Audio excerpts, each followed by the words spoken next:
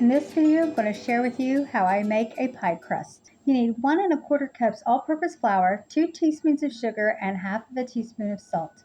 Also, you want 1 stick of butter that has been cut into cubes. Then you want to take a fork or a pastry cutter and cut the butter into the flour mixture. You just keep going over and over with your fork or your pastry cutter until the dough is fully incorporated. Next, you want to add in tablespoons of ice water. I use 4 tablespoons for mine, but you may need more or less. You know that you have added enough water whenever you pinch the dough and it holds together. You roll the dough up into a ball, and once you get it into a ball, then flatten it out into a disc. Then you want to wrap the disc in plastic wrap and place it into the refrigerator for at least an hour and up to 2 days.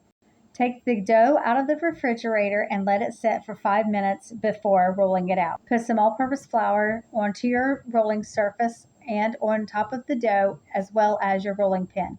And then roll the dough out until it is the correct size you need to fit your pan. You want to have dough hanging over the edge, and you don't want to have to stretch the dough for it to fit on the pan.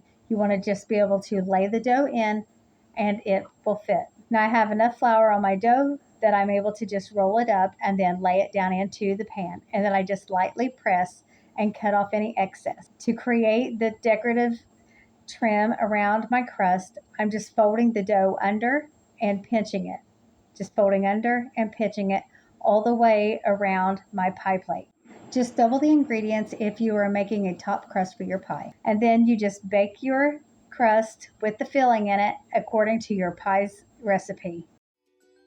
That's all for this video. Thank you for watching, and I'll see you in the next one.